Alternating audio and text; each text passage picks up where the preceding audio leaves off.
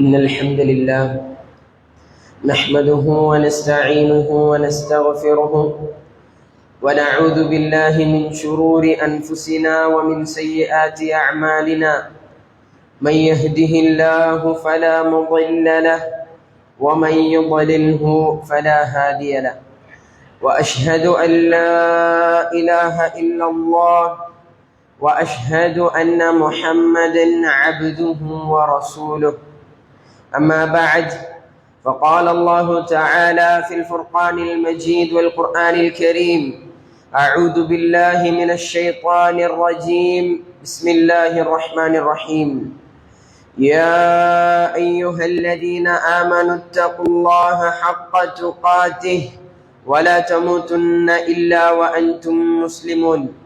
وقال أيضا: يا أيها الناس اتقوا ربكم الذي خلقكم من نفس واحدة وخلق منها زوجها وبث منهما رجالا كثيرا ونساء واتقوا الله الذي تساءلون به والأرحام إن الله كان عليكم رقيبا. وقال تعالى: يا أيها الذين آمنوا اتقوا الله وقولوا قولا سديدا يصلح لكم أعمالكم ويغفر لكم ذنوبكم ومن يطع الله ورسوله فقد فاز فوزا عظيما. ما بعد، وأن محمدا عبده المصطفى ونبيه المجتبى ورسوله المرتضى، وأنه خاتم الأنبياء وإمام الأتقياء وسيد المرسلين وحبيب رب العالمين، وكل دعوى النبوة بعده فغي وهوى، وهو المبعوث إلى عامة الجن وكافة الوراء. أيها الناس، أوصيكم وإياي أولا بتقوى الله. புகழும் புகழ்ச்சியும் இரு உலகை படைத்து பரிபாலித்துக் கொண்டிருக்கக்கூடிய அல்லாஹு தஆலா ஒருவனுக்கே உரித்தாக்கி, அவனுடைய சாந்தியும் சமாதானமும் முஹம்மது நபி ஸல்லல்லாஹு அலைஹி வஸல்லம் அவர்களின் மீதும் அவர்களுடைய வாழ்வியல் நெறிமுறைகளை பின்பற்றி வாழ்ந்த உத்தம சத்திய சஹாபாக்களின் மீதும் தாபிஈன்களின் மீதும் தபுஉ தாபிஈன்களின் மீதும் இன்னும் நம்முடைய சலஃப்கள் அனைவரின் மீதும் அவர்களுடைய வாழ்க்கை வழிமுறைகளை பின்பற்றி வாழ்ந்த உத்தம சத்திய சஹாபாக்கள் அதே போன்று நம் அனைவரின் மீதும் என்றென்றும் நின்று நிலவட்டமாக.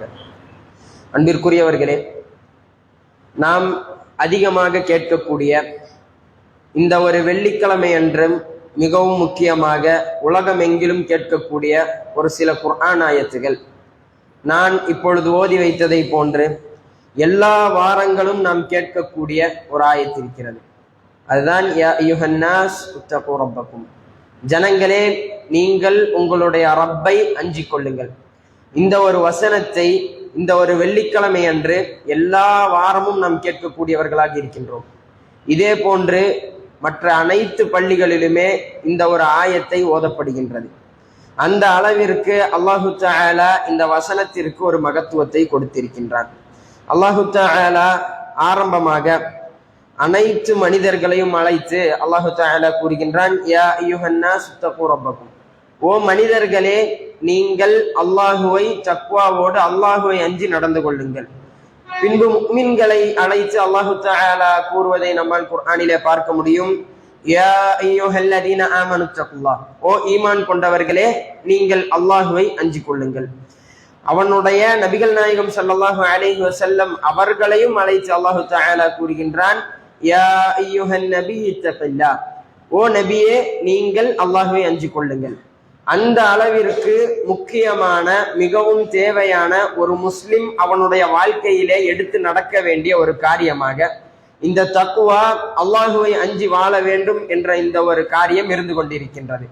இது மட்டுமன்றி நபிகள் நாயகம் ஸல்லல்லாஹு அலைஹி வஸல்லம் அவர்கள் ஸஹாபாக்களுக்கு உபதேசம் செய்யும் பொழுதும் எப்பொழுதுமே இதே போன்ற அல்லாஹுவை அஞ்ச வேண்டும் என்ற உபதேசத்தை கொண்டுதான் நபி அவர்கள் அவர்களுடைய உபதேசத்தை ஆரம்பிப்பார்கள்.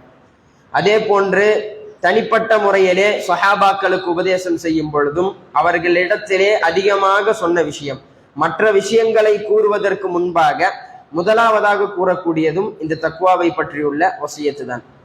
அன்பிற்குரியவர்களே, அந்த அளவிற்கு இந்த தக்வா என்பது ஒரு முஸ்லிமினுடைய வாழ்க்கையிலே இருக்க வேண்டிய, அவனுடைய ஈமானை பரிபூர்ணமாக்கக்கூடிய ஒரு விஷயமாக இந்த தக்வா இருந்து கொண்டிருக்கின்றது. இந்த தக்வாவை நாம் நம்முடைய வாழ்க்கையிலே எடுத்து நடந்தோம் என்று சொன்னால், அல்லாஹு தஆலா ஒரு சில வெகுமதிகளை இந்த மனிதர்களுக்கு நமக்கு தருவதாக அல்லாஹு தஆலா தன்னுடைய திருமறையிலே குறிப்பிடுகின்றான். அன்பிற்குரியவர்களே, அல்லாஹு தஆலா சூரத்து தலாக்கிலே கூறக்கூடிய வசனங்களை நம்மால் காண முடியும். அல்லாஹு தஆலா கூறுகின்றான், وَمَن يَتَّقِ اللَّهَ يَجْعَل لَّهُ مَخْرَجًا. யார் அல்லாஹுவை அஞ்சி நடக்கின்றார்களோ அவர்களுக்கு கஷ்டமான சூழ்நிலையிலே இருந்து வெளியேறக்கூடிய ஒரு வழியை நாம் அமைத்து தருவோம், அவருக்கு நாம் காட்டிக் கொடுப்போம் என்பதாக அல்லாஹு தஆலா தன்னுடைய திருமறையிலே கூறுகின்றான்.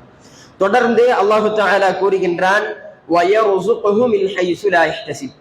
யார் அல்லாஹுவை அஞ்சி நடக்கின்றார்களோ அவர்கள் நினையாபுரத்திலிருந்து அவர்களுக்கு உண்டான ரிஸ்கை நாம் கொடுப்போம் என்பதாக அல்லாஹு தஆலா குறிப்பிடுகின்றான். அன்பிற்குரியவர்களே, முதலாவதாக நாம் தக்வாவுடையவர்களாக இருந்தோம் என்று சொன்னால், அல்லாஹு தஆலா நமக்கு தரக்கூடிய மிக முக்கியமான முதலாவதான ஒரு வெகுமதி என்பது நம்முடைய கஷ்டங்களிலே இருந்து எவ்வாறு நாம் வெளியேற வேண்டும் என்ற ஒரு வழியை அல்லாஹு தஆலா அமைத்து தருவான். இந்த உலகிலே கஷ்டங்கள் இல்லாத மனிதர்கள் யாரும் கிடையாது. ஆனால் அந்த கஷ்டத்திலே இருந்து எவ்வாறு வெளியே வர வேண்டும் என்ற ஒரு விஷயத்தை தெரியாமல், என்ற ஒரு விஷயத்திலே தான் மக்கள் கஷ்டப்படக்கூடியவர்களாக இருப்பார்கள். அதை அல்லாஹு தஆலா இலகுவாக்கி தருவதாக, அதை அந்த மக்களுக்கு தருவதாக அல்லாஹு தஆலா தக்வா உடையவர்களுக்கு அல்லாஹு தஆலா வாக்களிக்கின்றான். தொடர்ந்து அல்லாஹு தஆலா மூன்றாவது வெகுமதியாக தக்வா உடையவர்களுக்கு கூறுகின்றான், وَمَن يَتَّقِ اللَّهَ يَجْعَل لَّهُ مِنْ أَمْرِهِ يُسْرًا.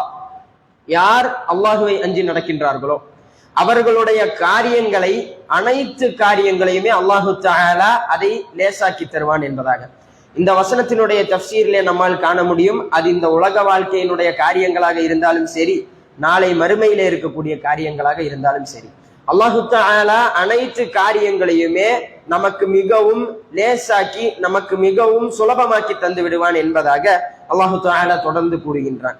நாம் ஒரு சில பிரச்சனைகளிலே இருந்து வெளியே வந்தாலும் கூட அந்த பிரச்சனையின் பொழுது நமக்கு ஏற்படக்கூடிய கஷ்டங்கள் இருக்கும்.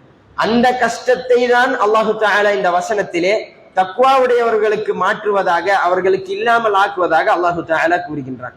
அதை தொடர்ந்து அல்லாஹு தஆலா கூறுகின்றான், وَمَن يَتَّقِ اللَّهَ يُكَفِّرْ عَنْهُ سَيِّئَاتِهِ وَيُعْظِمْ لَهُ أَجْرًا. யார் அல்லாஹ்வை அஞ்சி நடக்கின்றார்களோ அவர்களுடைய பாவங்களை மன்னித்து அவர்களுடைய நற்கூலிகளை நாம் இரட்டிப்பாக்கி பல்மடங்காக்கி தருவோம் என்பதாக கூறுகின்றான். அன்பிற்குரியவர்களே, நமக்கு நம்முடைய மீசானிலே நம்முடைய நன்மைதான் கனம் தூங்க வேண்டும். நம்முடைய நன்மை அந்த மீசானுடைய தட்டிலே கணக்கவில்லை என்று சொன்னால் நாம் நஷ்டவாளிகளாக மாறிவிடுவோம். அப்படிப்பட்ட ஒரு பாக்கியத்தை நாம் அல்லாஹுவை அஞ்சி, அல்லாஹுவை தக்வா கொண்டு வாழ்வதின் மூலம் அல்லாஹு தஆலா நமக்கு தருவதாக தன்னுடைய திருமறையிலே வாக்களிக்கின்றான். அப்படி நாம் அஞ்சி வாழ்ந்தோம் என்று சொன்னால் இந்த 3 காரியங்களுமே நமக்கு கிடைத்திருக்கும்.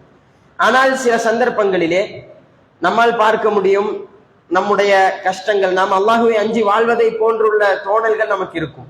ஆனால் அந்த கஷ்டங்கள் எதுவுமே நம்முடைய வாழ்க்கையில இருந்து மாறி இருக்காது. அதே போன்றுதான் மனசங்கடங்களும் துக்கங்களும் நம்மை சூழ்ந்திருக்கும். ஆனால் நமக்கு ஒரு தோன்றல் இருக்கும், நாம் அல்லாஹுவை சரியான முறையிலே அஞ்சி வாழ்கின்றோம் என்ற அந்த ஒரு எண்ணம். அதனுடைய மிக முக்கியமான அப்படி ஏற்படக்கூடியதனுடைய காரணம் என்னவென்று சொன்னால், நம்முடைய ஈமான் பலவீனமானதின் காரணத்தினால்தான். யாருடைய ஈமான் பலவீனமாகுமோ அவரிடத்திலே தக்வா சரியான முறையிலே இருக்காது.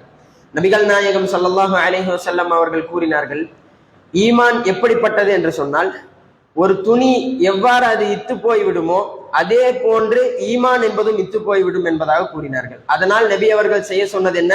ஜத்திது ஈமானக்கும், உங்களுடைய ஈமானை நீங்கள் புதுப்பிக்க வேண்டும், அந்த ஈமானுக்கு நீங்கள் மறு உயிர் கொடுக்க வேண்டும் என்பதாக அல்லாஹு தஆலா நபிகள் நாயகம் ஸல்லல்லாஹு அலைஹி வஸல்லம் அவர்கள் நமக்கு கூறுகின்றார்கள். அன்பிற்குரியவர்களே, அப்படி நம்முடைய ஈமானை நாம் எப்படி புதுப்பிப்பது என்றால், அல்லாஹு தஆலா நமக்கு எந்த காரியத்தை எல்லாம் செய்தால் நம்முடைய ஈமான் அதிகமாகும் என்று கூறினானோ அந்த காரியத்தை எல்லாம் நம்முடைய வாழ்க்கையிலே நாம் எடுத்து நடக்க வேண்டும். உதாரணமாக, குர்ஆனை ஓதும் பொழுது ஒரு முஃமினுடைய ஈமான் அதிகரிக்கும் என்பதாக அல்லாஹு தஆலா தன்னுடைய திருமறையிலே கூறுகின்றான். அப்படி நாம் அதிகமாக குர்ஆன் ஓதுவதின் மூலமாகவும் அல்லாஹு தஆலா நம் மீது கடமையாக்கி இருக்கக்கூடிய அந்த இபாதத்துகளை செய்வதின் மூலமாகவும் நம்முடைய ஈமானை நம்மால் புதுப்பிக்க முடியும். அதோடு சேர்த்து ஒரு சில காரியங்களை நம்முடைய வாழ்க்கையிலே கொண்டு வருவதின் மூலம் அல்லாஹு தஆலா தக்வா உடையவர்களுக்கு கொடுக்கக்கூடிய வெகுமதிகளை மிகவும் சுலபமாக நம்மால் பெற்றுக்கொள்ள முடியும். ஒரு 3 காரியங்கள், அதை நம்முடைய வாழ்க்கையிலே நாம் எடுத்து நடக்க வேண்டும். ஒரு காரியத்தை விட்டும் விலகி இருக்கும் பட்சத்திலே, அது இல்லாத ஒரு காரியத்தை விட்டும் விலகி இருக்கும் பட்சத்திலே அல்லாஹு தஆலா தக்வா உடையவர்களுக்கு எந்த வெகுமதிகளை தருவதாக வாக்களித்தானோ அந்த வெகுமதிகளை நமக்கும் தருவான்.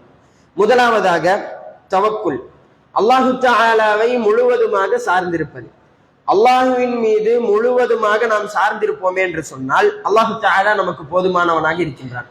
அல்லாஹு தஆலா தன்னுடைய திருமறையிலே கூறுகின்றான், வமன் யதவக்கல் அலல்லாஹி ஃபஹுவ ஹஸ்புஹ், யார் அல்லாஹுவின் மீது தவக்குல் வைத்து அல்லாஹுவை சார்ந்திருக்கின்றார்களோ அவர்களுக்கு அல்லாஹு தஆலா போதுமானவன் என்பதாக அல்லாஹு தஆலா தன்னுடைய திருமறையிலே குறிப்பிடுகின்றான். அதே போன்று மூசா அலைஹிஸ்ஸலாம் அவர்களுடைய விஷயத்தை நாம் எடுத்து பார்த்தாலும் சரி, குர்ஆனிலே அல்லாஹு தஆலா கூறியிருக்கின்றான், மூசா நபி அவர்களுடைய சமூகம் மூசா நபி அவர்களுக்கு என்ன செய்தது.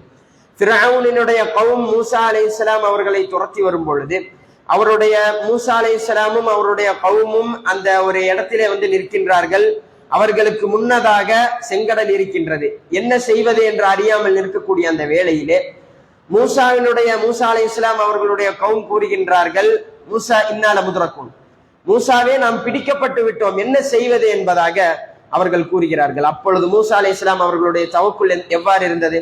அவர்கள் அல்லாஹுவை எந்த விதத்திலே அல்லாஹுவிடத்திலே அவர்களுடைய காரியத்தை அவர்கள் ஏற்பித்திருந்தார்கள் என்பதை நம்மால் பார்க்க முடியும். கெல்லா இன்னமா ரப்பி சயஹ்தீன், அவ்வாறல்ல, என்னுடைய ரப் என்னுடன் இருக்கின்றான், அவன் அதற்குண்டான அந்த ஒரு வழியை எனக்கு காட்டித் தருவான் என்பதாக மூசா அலைஹிஸ்ஸலாம் அவர்கள் கூறினார்கள். இது அவருடைய தவக்குலினுடைய வெளிப்பாடாக இருந்து கொண்டிருக்கிறது. அன்பிற்குரியவர்களே, அதே போன்றுதான் வரலாற்றிலே நம்மால் காண முடியும். ஹாத்திமுல் அஸம் என்று சொல்லப்படக்கூடிய ஒரு மனிதர் இருந்தார். அவர் மிகவும் ஒரு ஹதீஸை அறிவிக்கக்கூடிய மக்களிடத்திலே புகழ் பெற்ற ஒரு மனிதராக இருந்தார். ஆனால் அவருடைய வாழ்க்கையிலே ஒரு ஏழ்மையான ஒரு நபராக இருந்தார்.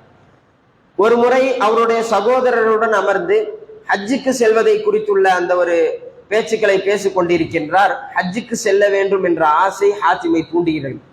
ஹஜ்ஜுக்கு எப்படியாவது செல்ல வேண்டும் என்ற அந்த ஒரு ஆசை அவரை விடவில்லை. அவரை ஹஜ்ஜுக்கு செல்ல வேண்டும் என்ற ஒரு ஆசை அவரை தூண்டிக் கொண்டே இருக்கிறது. இந்த நேரத்திலே என்ன செய்ய வேண்டும் என்று தெரியாமல் அவருடைய வீட்டிடத்திலே செல்கிறார், குடும்பத்தினர் இடத்திலே செல்கிறார். நான் இவ்வாறு ஹஜ்ஜிற்கு செல்லவிருக்கின்றேன். ஹாத்திமுல் அஸமிற்கு நிறைய மக்கள் இருக்கிறார்கள். அவர்களிடத்திலும் அவருடைய மனைவி இடத்திலும் ஷூரா செய்கிறார். அவர்களிடத்திலே கூறினார், நான் ஹஜ்ஜுக்கு செல்ல வேண்டும் என்ற ஆசை எனக்கு இருக்கிறது, நான் செல்கின்றேன், நீங்கள் என்ன அபிப்பிராயத்தை கூறுகிறீர்கள் என்பதாக அவர்களிடத்திலே கேட்ட பொழுது குடும்பத்தினர்கள் எல்லாம் கூறினார்கள், உங்களிடத்திலே எந்த விதமான பொருளாதாரமும் இல்லை, ஹஜ்ஜுக்கு செல்வதற்குண்டான எந்த விதமான பொருளாதாரமும் இல்லை, வீட்டிற்காகவும் நீங்கள் எதையும் சேர்த்தும் வைக்கவில்லை, பின்பு எவ்வாறு நீங்கள் ஹஜ்ஜுக்கு செல்வீர்கள் என்பதாக அந்த வீட்டிலே இருக்கக்கூடிய நபர்கள் கேட்கிறார்கள். ஹாத்திமிற்கு இது மிகவும் மன கஷ்டத்தை தருகிறது. என்ன செய்வது என்று தெரியாமல் இருக்கின்றார். ஹாத்திமுக்கு நிறைய மக்கள் இருப்பதிலே ஒரு மகள் இருக்கிறார், சிறிய குழந்தை. அந்த குழந்தையை கேட்கிறார், என்னுடைய தந்தையே, இன்னல்லாஹு ஹுவ ரஸாக்கு துல் குவத்தில் மதீன், அல்லாஹு தஆலா அல்லவா நமக்கு ரிஸ்க் தருவது, நீங்கள் எதற்காக இப்பொழுது அஞ்சுகிறீர்கள்? நீங்கள் தைரியமாக ஹஜ்ஜுக்கு புறப்படுங்கள், அல்லாஹுவின் மீது தவக்குல் வைத்து நீங்கள் ஹஜ்ஜுக்கு புறப்பட்டீர்கள் என்று சொன்னால் அல்லாஹு தஆலா உங்களுடைய காரியங்களை லேசாக்கி தருவான் என்பதாக அந்த மகளும் கூறுகிறார். இதை கேட்டு ஹாத்திமுல் அஸமும் வீட்டிலே இருக்கக்கூடிய நபர்களிடத்திலே கூறிவிட்டு ஹஜ்ஜுக்கு சென்று விடுகிறார். ஆனால் அந்த ஒரு காலகட்டத்திலே இருந்த ஒரு பழக்க வழக்கம் என்னவென்று சொன்னால், ஹஜ்ஜினுடைய அமீருக்குண்டான செலவை அந்த வரக்கூடிய கூட்டம், அந்த அமீரினுடைய கூட சேர்ந்து வரக்கூடிய அந்த கூட்டம் ஏற்றுக்கொள்வார்கள். அப்படி ஹாத்திமுல் அஸம் செல்லக்கூடிய வேளையிலே அங்கு ஒரு அமீர் இருக்கிறார். திடீரென்று அவருக்கு உடம்பு சரியில்லாமல் ஆகிவிடுகிறது. அப்படி அவர் ஹஜ்ஜுக்கு வர முடியாமல் ஆன பொழுது மக்களிடத்திலே பிரபலமான ஒரு நபர் தான் ஹாத்திம்.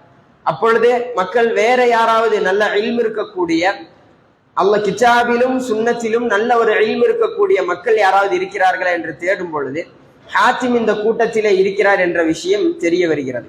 அப்படி அவரை அந்த கூட்டத்திற்கு அமீராக நியமிக்கின்றார்கள். அவர் சிறந்த முறையிலே ஹஜ்ஜிற்கு செல்கிறார். மறுபுறத்திலே அவருடைய வீட்டினுடைய நிலைமை என்னவென்று சொன்னால், முதலாவது நாள் கழிகின்றது.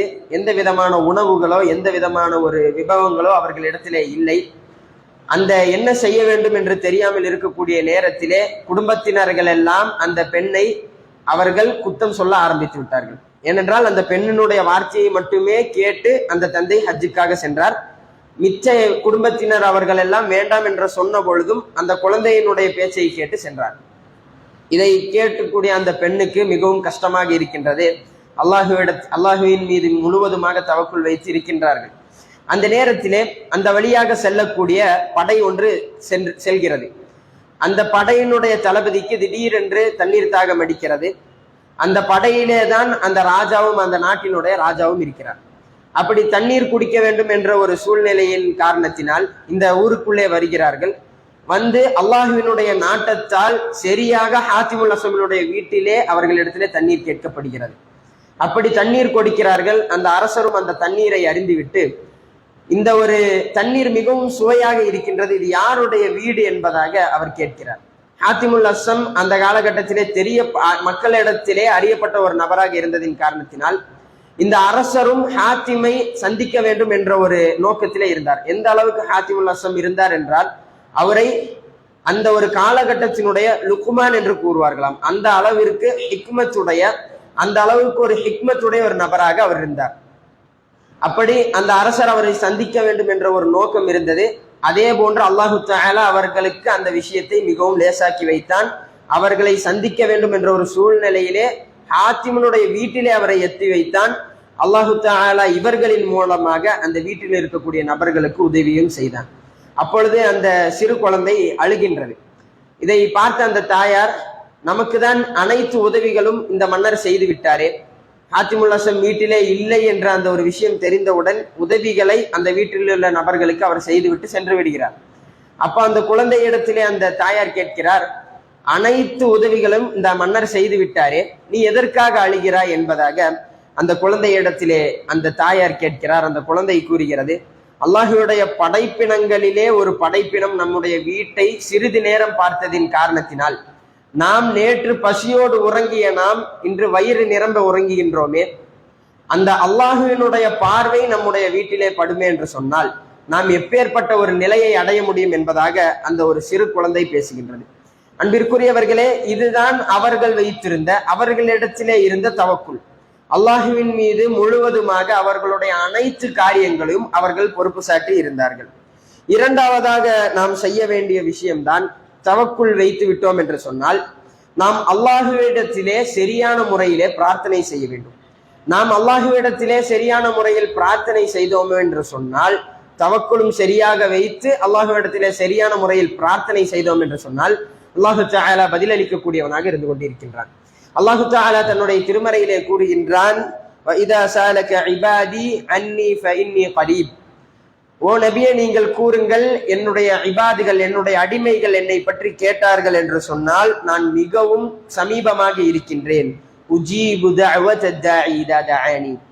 என்னை அழைத்து பிரார்த்திக்க கூடியவர்களுக்கு நான் பதிலளிப்பவனாக இருந்து கொண்டிருக்கின்றேன் என்பதாக அல்லாஹு தஆலா தன்னுடைய திருமறையிலே கூறுகின்றான். அன்பிற்குரியவர்களே, நாம் இப்படி சரியான முறையிலே தவக்குலும் வைத்து அல்லாஹுவிடத்திலே பிரார்த்தனை செய்தோம் என்று சொன்னால் நம்முடைய பிரார்த்தனைக்கு பதிலளிக்க கூடியவனாக அல்லாஹு தஆலா இருந்து கொண்டிருக்கின்றான்.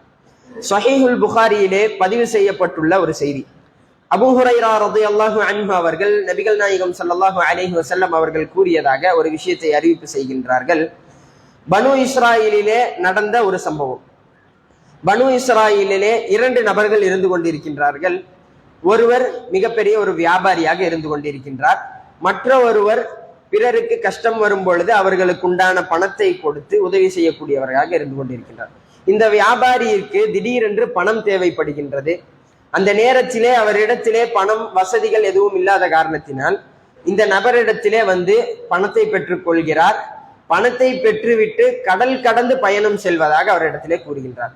அப்பொழுது அந்த நபர் கேட்கிறார், இந்த ஒரு காரியத்திற்கு நீ என்னிடத்திலே இருந்து கடன் வாங்கிறாய் அல்லவா, இதற்கு சாட்சியாக நீ யாரை வைப்பாய் என்பதாக அந்த நபர் கேட்கிறார். அப்பொழுது அந்த கடன் பெற்ற நபர் கூறுகிறார், வகஃபா பில்லாஹி ஷஹீதா, அல்லாஹு தஆலா சாட்சியாளனாக உனக்கு போதாதா என்பதாக கேட்கிறார். அப்படி அந்த நபரினுடைய அந்த வார்த்தையை ஏற்றுக்கொண்டு அந்த நபருக்கு 1000 பொற்காசுகளை 1000 திர்ஹம்களை அந்த நபருக்கு கடனாக கொடுத்து அனுப்புகிறார். இவர் சொன்ன அந்த தவணை வருகிறது, அந்த நபரோ வரவில்லை. எங்கு போன காசு திரும்பி போன அந்த ஒரு கடனாக கொடுத்த அந்த தொகை திரும்பி கிடைக்குமா இல்லையா என்று தெரியாமல் கடற்கரைக்கு சென்று அந்த கடன் கொடுத்த நபர் பார்க்கிறார். அந்த இடத்திலே எந்த விதமான ஒரு அடையாளங்களோ எதுவுமே கிடையாது. ஒரு வணிக கப்பல் வருவதற்குண்டான எந்த அடையாளமும் கிடையாது. இதை பார்த்து அந்த நபர் மிகவும் கஷ்டப்பட்டு, அல்லாஹ்வை சாட்சியாளனாக வைத்து நான் அவருக்கு கடன் கொடுத்தேனே, வரவில்லை என்ற அந்த ஒரு சங்கடத்தோடு திரும்பவிருக்கின்றார்.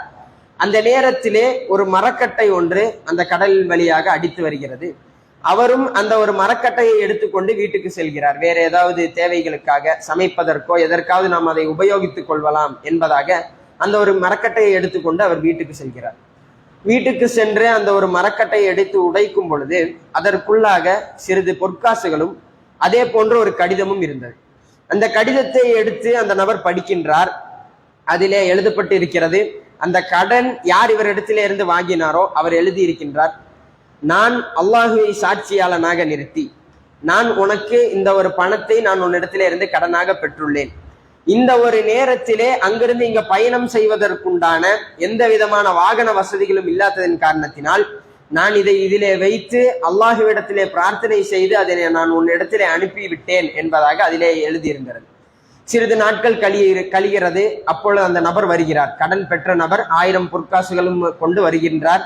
இவரை சந்தித்து இவரோடு பேசுகின்றார். பேசும் பொழுது, நீ உன்னிடத்திலே அந்த ஒரு கடிதம் வந்து சேர்ந்ததா என்றதெல்லாம் கேட்காமல் அவருடைய கையிலே முதலாவதாக அந்த பொற்காசுகளை கொடுக்கின்றார். அப்பொழுது, நீ தந்த அந்த ஒரு பணம் என்னை வந்து அடைந்து விட்டது, நீ என்ன செய்தாய் என்பதாக அந்த நபரிடத்திலே, அந்த கடன் பெற்ற நபரிடத்திலே கடன் கொடுத்த நபர் கேட்கின்றார். அப்பொழுது அவர் கூறுகின்றார், நான் இவ்வாறு உனக்கு கடனை திருப்பி தர வேண்டும் என்பதற்காக கடற்கரைக்கு வந்து நின்றேன். ஆனால் அங்கு நான் எந்த ஒரு விதமான வாகன வசதிகளை நான் பார்க்கவில்லை. அதனால் நான் அல்லாஹுவிடத்திலே பிரார்த்தித்தேன், யா அல்லாஹ், உன்னை நான் சாட்சியாளனாக வைத்து, உன்னை நான் ஷஹீதாக வைத்து, உன்னை நான் வக்கீலாக வைத்து நான் இந்த ஒரு கடனை பெற்று இருக்கின்றேன். இந்த ஒரு கடனை அவனுக்கு நீ திருப்பி உன்னுடைய பெயரை வைத்து வாங்கியதின் காரணத்தினால் இந்த ஒரு கடனை நீ அவர்களிடத்திலே திருப்பி கொடுத்து விடு என்பதாக அல்லாஹுவிடத்திலே நான் மிகவும் மன்றாடி நான் பிரார்த்தித்திருந்தேன். அல்லாஹு தஆலா அந்த பிரார்த்தனைக்கு பதிலளித்து விட்டான் என்பதாக அந்த நபர் கூறுகிறார். அன்பிற்குரியவர்களே, நாம் சரியான முறையிலே தவக்குள் வைத்து அல்லாஹுவிடத்திலே சரியான முறையில் பிரார்த்தனை செய்தோம் என்று சொன்னால், எவ்வாறு இந்த பனு இஸ்ராயில்ல இந்த ஒரு நபருக்கு அல்லாஹு தஆலா உதவி செய்தானோ அதே போன்று நமக்கும் உதவி செய்ய மாட்டானா? நாம் சரியான முறையிலே பிரார்த்தனை செய்தால் மட்டும் போதும், அல்லாஹு தஆலா நமக்கு உதவி செய்வதற்கு போதுமானவனாக இருந்து கொண்டிருக்கின்றான். மூன்றாவதாக நாம் செய்ய வேண்டிய காரியம், தவக்குள் வைத்து அல்லாஹுவிடத்திலே பிரார்த்தனை செய்ததின் பிறகாக நாம் செய்ய வேண்டிய காரியம் என்னவென்று சொன்னால், எந்த ஒரு காரியத்தை நாம் அல்லாஹுவிடத்திலே கேட்கின்றோமோ அதை நடைபெறுவதற்கு இந்த உலகிலே அல்லாஹு தஆலா இதை செய்தால்தான் இது நடக்கும் என்ற ஒரு சில நியதிகளை அல்லாஹு தஆலா வைத்திருப்பான். அந்த நியதிகளை நாம் செய்ய வேண்டும். அதாவது உதாரணமாக கூற வேண்டும் என்று சொன்னால், நம்முடைய பசி ஆற வேண்டும் என்று சொன்னால் உணவு அருந்துவது என்பது அல்லாஹு தஆலா ஒரு பொது நியதியாக இந்த உலகிலே வைத்திருக்கின்றார்.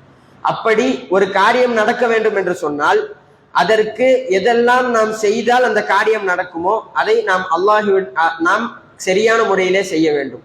இந்த 3 காரியங்களும் சரியான முறையிலே வருமே என்று சொன்னால் அல்லாஹு தஆலா நமக்கு தக்வாவுடையவர்களுக்கு தரக்கூடிய அந்த வெகுமதி நமக்கு கிடைக்கும் என்பதாக நம்மால் புரிந்து கொள்ள முடியும். நாம் வெறுமனே தவக்குள் மாத்திரம் வைத்திருந்தால் பத்தாது, வெறுமனே நாம் பிரார்த்தனை மாத்திரம் செய்திருந்தால் பத்தாது, அதற்கு தேவையான காரியங்களையும் நாம் செய்ய வேண்டும். உதாரணமாக நபிகள் நாயகம் ஸல்லல்லாஹு அலைஹி வஸல்லம் அவர்கள் பத்ரினுடைய போர் வேளை நாம் அனைவரும் அறிந்து வைத்திருக்கக்கூடிய ஒரு விஷயம்தான். அந்த மக்கத்து முஷ்ரிக்கீன்களுடைய படை மிகவும் அதிகமாக இருக்கின்றார்கள், முஸ்லிம்களுடைய படை கம்மியாக இருக்கின்றார்கள். அந்த நேரத்திலே நபிகள் நாயகம் ஸல்லல்லாஹு அலைஹி வஸல்லம் அவர்கள் அல்லாஹுவிடத்திலே இரவெல்லாம் நின்று பிரார்த்தித்துக் கொண்டிருந்தார்கள். அல்லாஹு தஆலா அந்த பிரார்த்தனைக்கு அப்பொழுதே அல்லாஹு தஆலா பதிலளித்தும் விட்டான். இருந்தாலும் கூட அல்லாஹு தஆலா பிரார்த்தனைக்கு பதிலளித்து விட்டான் என்பதை நபி அவர்கள் அறிந்திருந்தும் கூட நபி அவர்கள் போருக்கு செல்லாமல் வெறுமனே அமரவில்லை. மாறாக நபி அவர்கள் போருக்கு சென்றார்கள். அங்கு போர் செய்தார்கள். அந்த இடத்திலே மலக்குமார்களை அனுப்பி அல்லாஹு தஆலா உதவி செய்தான். ஆகவே நம்முடைய காரியங்கள் நடைபெற வேண்டும் என்று சொன்னால் முதலாவதாக அல்லாஹுவின் மீது தவக்குல் வைக்க வேண்டும். இரண்டாவதாக அல்லாஹுவின் இடத்திலே சரியான முறையிலே நாம் பிரார்த்தனை செய்ய வேண்டும். மூன்றாவதாக அந்த காரியம் நடைபெறுவதற்குண்டான அல்லாஹு தஆலா நியமித்திருக்கக்கூடிய அந்த விதிகளை எல்லாம் நாம் சரியான முறையிலே செய்திருக்க வேண்டும். அப்படி சரியான முறையிலே செய்வோம் என்று சொன்னால் அல்லாஹு தஆலா நம்முடைய தேவைகளை நிறைவேற்ற போதுமானவனாக இருக்கின்றான். நம்முடைய தக்வாவையும் அதை முழுமைப்படுத்தக்கூடிய, நம்முடைய ஈமானை முழுமைப்படுத்தக்கூடிய ஒரு காரியங்களாகவும் இந்த 3 காரியங்கள் அமையும். ஆகவே அன்பிற்குரியவர்களே, எந்த காரியங்களை கேட்டோமோ அதை நம்முடைய வாழ்க்கையில எடுத்து நடக்கக்கூடிய மக்களாக அல்லாஹு தஆலா நம் அனைவரையும் ஆக்கி அருள் புரிவானாக.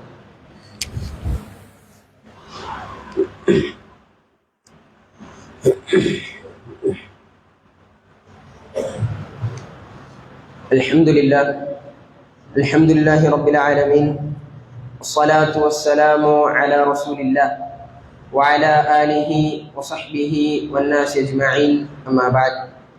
முதலாவது உரையிலே அல்லாஹு தஆலா தக்வா உடையவர்களுக்கு கொடுக்கக்கூடிய வெகுமதிகளையும், அதே போன்று நம்முடைய ஈமானை எப்படி நாம் பரிபூர்ணமாக்குவது, அதை அதிகப்படுத்துவது, அதே போன்று நம்முடைய ஈமான் அதிகப்படுவதற்குண்டான, நம்முடைய ஈமான் அதிகரிப்பதற்குண்டான ஒரு சில காரியங்களையும் நாம் கூறியிருந்தோம். அப்படி இந்த ஒரு காரியங்களை எல்லாம் தடையக்கூடிய, இந்த காரியங்களை எல்லாம் இல்லாமல் ஆக்கக்கூடிய ஒரு விஷயத்தை பற்றி நபிகள் நாயகம் ஸல்லல்லாஹு அலைஹி வஸல்லம் அவர்கள் இந்த உம்மத்தை மிகவும் எச்சரித்துள்ளார்கள். அதை அல்லாஹு தஆலா தன்னுடைய திருமறையிலும் எச்சரித்திருக்கின்றான். நபிகள் நாயகம் ஸல்லல்லாஹு அலைஹி வஸல்லம் அவர்கள் கூறுவதை நம்மால் காண முடியும். ஒரு நபரை பற்றி நபிகள் நாயகம் ஸல்லல்லாஹு அலைஹி வஸல்லம் அவர்கள் கூறுகிறார்கள். நபிகள் நாயகம் ஸல்லல்லாஹு அலைஹி வஸல்லம் ஒரு நபரை பற்றி கூறுகிறார்கள். ஒரு நபர் யுத்தீலு ஸஃபர், நீண்டதொரு பிரயாணத்தை அவர் மேற்கொள்கிறார். அஷ்அஸ அக்பர, அவருடைய முடியெல்லாம் பொடி பிடித்து ஜடை பிடித்து இருக்கக்கூடிய ஒரு நிலைமையில இருந்து கொண்டிருக்கின்றார். வயமுத்து யதைஹி இலஸ் ஸமா, அவருடைய இரு கரங்களை அல்லாஹ்விடத்திலே நீட்டி அவர் ஒரு பிரார்த்தனையை செய்கின்றார். யா ரப்பி யா ரப்பி என்று அல்லாஹ்வை அழைத்து அவர் பிரார்த்தனை செய்கின்றார். ஆனால் வமத்அமுஹு ஹராம், அவர் உண்ணு கொண்டிருந்த அந்த ஒரு உணவு அது ஹராமாக இருந்து கொண்டிருந்தது. வமஷரபுஹு ஹராம், அவர் அருந்தி கொண்டிருந்த பானியங்கள் அதுவும் ஹராமாக இருந்தது. மல்பசுஹு ஹராம், அவர் உடுத்தி இருந்த ஆடை அதுவும் ஹராமாக இருந்தது. வஉதிய பில் ஹராம், அவரோ ஹராமிலே மூழ்கி இருந்தார். ஃபஅன்னா யுஸ்தஜாபு லிதாலிக், பின்பு எவ்வாறு அந்த நபருக்கு பதில் கிடைக்கும் என்பதாக, அந்த நபரினுடைய பிரார்த்தனைக்கு எவ்வாறு அல்லாஹு தஆலா பதிலளிப்பான் என்பதாக நபிகள் நாயகம் ஸல்லல்லாஹு அலைஹி வஸல்லம் அவர்கள் கேட்கிறார்கள். அன்பிற்குரியவர்களே, அல்லாஹு தஆலா இந்த தக்வாவுடையவர்களுக்கு தரக்கூடிய வெகுமதிகளை தடையக்கூடிய, அதை இல்லாமல் ஆக்கக்கூடிய ஒரு விஷயம்தான் ஹராம்களை நம்முடைய வாழ்க்கையிலே நாம் செய்வது. நம்முடைய வாழ்க்கையிலே ஒரு ஹராம் வந்துவிடுமே என்று சொன்னால் அல்லாஹு தஆலா நமக்கு தரக்கூடிய வெகுமதிகளை அல்லாஹு தஆலா நிறுத்தி விடுவான். அதே போன்று நமக்கு அதிகமான சோதனைகள் ஏற்படுவதற்குண்டான அம்சங்களும் இருக்கும். ஆகவேதான் நபிகள் நாயகம் ஸல்லல்லாஹு அலைஹி வஸல்லம் அவர்கள் அபூ ஹுரைரா ரலியல்லாஹு அன்ஹு அவர்களுக்கு ஒரு உபதேசத்தை செய்கின்றார்கள். இத்தகில் மஹாரிம் தகுன் அபதன் நாஸ், அல்லாஹு தஆலா ஹராமாக்கிய காரியங்களை நீ அஞ்சி நடந்து கொள், அதை விட்டும் விலகி இருந்தா என்று சொன்னால் மனிதர்களிலே நீ வணக்கசாலியாக மாறுவாய் என்பதாக அல்லாஹு தஆலா கூறுகின்றான். அன்பிற்குரியவர்களே, நாம் முன்பு கூறியிருந்த ஹதீஸிலே அந்த நபரனுடைய நிலைமையை நாம் சிந்தித்து பார்த்தோம் என்று சொன்னால், அல்லாஹு தஆலா ஒரு சில நிலையிலே அவனுடைய அடியான் அவனிடத்திலே பிரார்த்தனை செய்தால் அந்த பிரார்த்தனையை அல்லாஹு தஆலா ஏற்றுக்கொள்வதாக நபிகள் நாயகம் ஸல்லல்லாஹு அலைஹி வஸல்லம் அவர்கள் கூறியிருக்கின்றார்கள். அப்பேற்பட்ட ஒரு சூழ்நிலையிலே இருந்துதான் அந்த நபர் அல்லாஹ்விடத்திலே பிரார்த்தனை செய்திருந்தார். எப்படி?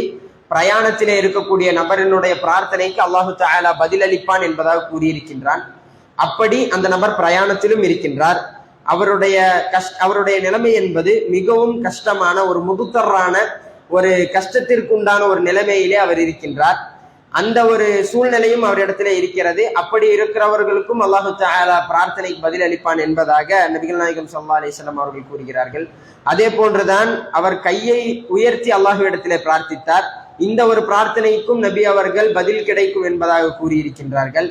யா ரப்பி யா ரப்பி என்று அல்லாஹுவினுடைய பெயரை விழித்து அல்லாஹுவினுடைய அஸ்மா சிஃபாத்தை விழித்து அவர் பிரார்த்தனை செய்கின்றார். அந்த ஒரு பிரார்த்தனைக்கும் நபிகள் நாயகம் ஸல்லல்லாஹு அலைஹி வஸல்லம் அவர்கள் பதில் கிடைக்கும் என்பதாக கூறியிருக்கின்றார்கள். இவ்வளவு காரியங்கள் இருந்தும் கூட அவருடைய வாழ்க்கையிலே வந்த அந்த ஹராமின் காரணத்தினால் அவருடைய பிரார்த்தனைக்கு எப்படி பதில் கிடைக்கும் என்பதாக நபி அவர்கள் கேட்டார்கள் என்று சொன்னால், அன்பிற்குரியவர்களே, நாம் இந்த விஷயத்தை மிகவும் கவனத்திலே எடுக்க வேண்டிய ஒரு விஷயம். நாம் செய்யக்கூடிய கொடுக்கல் வாங்கலில் வியாபாரங்களில் ஹராம் வந்துவிட்டது என்று சொன்னால், நாம் எந்த அளவிற்குண்டான இபாதத்துகளை செய்தும் அல்லாஹுவிடத்திலே நாம் எப்பேற்பட்ட பிரார்த்தனை செய்தும் கூட அல்லாஹு தஆலா அந்த பிரார்த்தனைக்கு பதிலளிக்காத ஒரு சூழ்நிலையிலே தான் நம்மால் பார்க்க முடியும். ஆகவே அன்பிற்குரியவர்களே, இந்த ஒரு உலக வாழ்க்கை என்பது முடியக்கூடிய இல்லாமல் ஆகக்கூடிய ஒரு வாழ்க்கையாக இருந்து கொண்டிருக்கின்றது. இந்த உலகத்திலே வாழ்வதற்காக வேண்டி எந்த ஒரு சூழ்நிலையும் அல்லாஹு தஆலா நம்ம எதை விட்டு தடுத்தானோ அதை நம்முடைய வாழ்க்கையிலே நாம் எடுத்து நடக்கவே கூடாது.